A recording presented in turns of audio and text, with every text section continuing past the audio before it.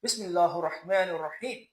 Assalamu alaikum, brothers and sisters in Islam, and good evening, brothers and sisters of distant faith. Now, a brother accosted me saying that why are the Muslims or the Christians, those who are religious, are not the wealthy ones? Why, for example, you find the wealthy ones are non-believers? For example, you look at countries like China, for example, and countries like some parts of the Middle East who are not believers, who are not Christians or Muslims. They are pagan worshippers. Yeah, they are wealthy. They are one of the rich. Amongst them, you find the richest men in the world. Some people like Elon Musk and the rest, they are rich, very rich, massively rich, but they are not believers. They are not Christians. They are not Muslims. Why?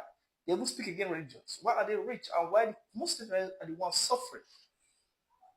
Now, I looked at the questions intently and tried to understand where it's coming from.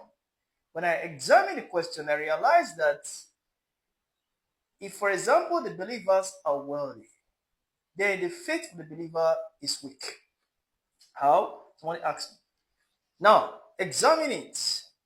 If righteousness is determined by wealth, then people like the prophets of old must have been wealthy, for example. You see, for example, Isa alayhi salam was not wealthy. While he walked the earth with his foot, while daughters were riding camels, the wealthy ones. You see, for example, Ayub alayhi salam, very wealthy in the initial stage, but when God tested him, then he lost everything and became poor.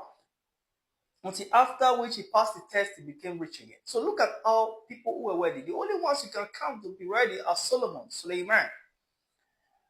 When God asked him between wealth and knowledge or wisdom, which one will you choose? He chose wisdom over wealth, and God gave him wealth.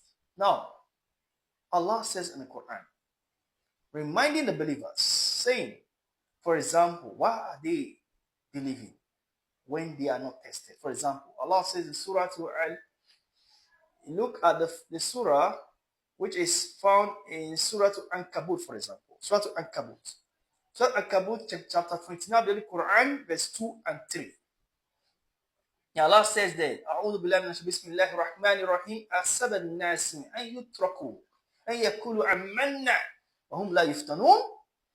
That the men will think that they will be left behind and they will say, we believe, why they are not tested. The following verse says, وَلَقَدْ فَتَنَّا الَّذِينَ مِن قَبْلِكُمْ. Then Allah tested those before you. Who are those before you? Those before the believers, those who came to the believers. Allah tested them. Then why?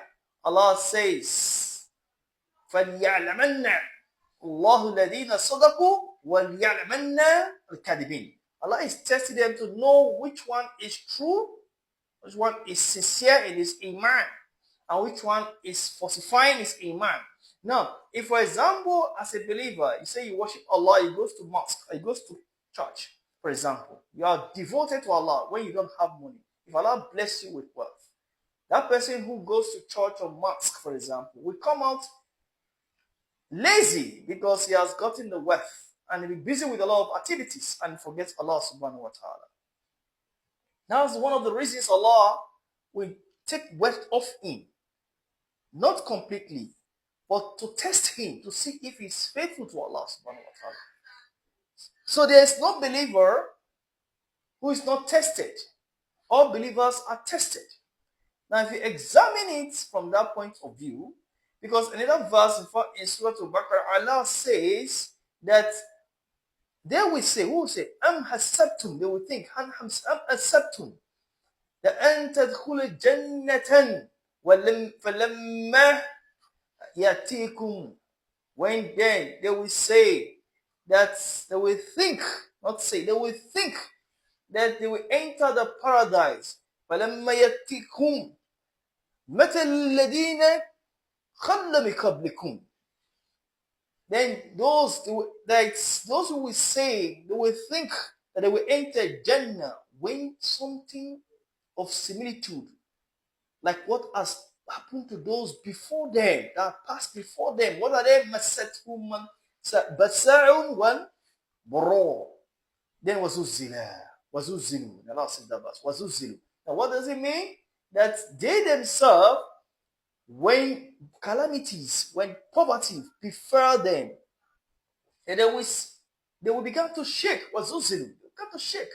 حتى يقول الرسول والذين آمنوا معه, until the messenger and those who believe with him will say, they will cry out. They will cry out to Allah, متى نصر الله? Where's the help of Allah? Because to the extent that they are being shaken. Why? Because they are being attacked with poverty, being attacked with suffering, with trouble. This is what we face in the world today. The believers are suffering all over the world. You see, for example, in the Middle East, like Palestine and many countries in the world, the believers are being dealt with either political discrimination, or even they were being given financial poverty, and to an extent that many of them were impoverished with sometimes diseases, sometimes sicknesses, and beyond their capacity. But Allah is with them. Now, why is it that sometimes you go to areas where you find people are suffering and you say, oh, they don't have faith? No, they are not suffering because of their faith. They are suffering because of the humiliation some people have put it upon them. But that doesn't mean Allah is not with them. Allah is with them. That's why when we need to have a faith in Allah subhanahu wa ta'ala, we should believe that anything that befalls us, Allah is with us. That was why, and if you look at it, why in that case that sometimes when we suffer, we say, oh, Allah is the one cursing me? No. Because normally, you'll be tested due to the fact that Allah loves you. Allah tests those who He loves. For example, Ibrahim alayhi salam was tested because of the love Allah has for him. Like, for example, look at Surah Al-Baqarah. Allah says about Ibrahim. When He told Ibrahim, He said, فَوَابْتَلَى إِبْرَاهِيمًا رَبُّهُ بِكَلِمَاتِ. Then Ibrahim was tested by his Lord with some words, some certain words. Then he said, فَتَمَّهُنَّ. He passed all the tests. Then after he passed all the tests, Allah was satisfied with him. And Allah says that I will make you an imam, a leader, a guardian for all men. And after which Allah said that, then Ibrahim was excited and he said, call Ibrahim. Ibrahim said, let me do reality. Will you go to my progeny? He said, no.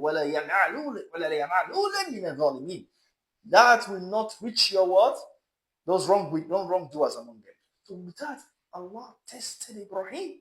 Allah tested Ayub alayhi salam, Job. Allah tested many of them before him. Many of them after Ibrahim, and many prophets were tested. Even Isa alayhi salam, we find in the Bible, go to the book of Luke, chapter 2, we say when Isa fasted for 40 days and 40 nights, he was tested. Why? Satan came in. He saw the state of Isa alayhi salam. He told him, you are hungry. Why you have a stone here? You have the power. You can turn the stone to bread. If, for example, someone having power to transform things, and you are given the opportunity to transform the stone to bread, and at that point in time you are hungry, what will you do? You will do it, but Isa alayhi salam knew it was a test.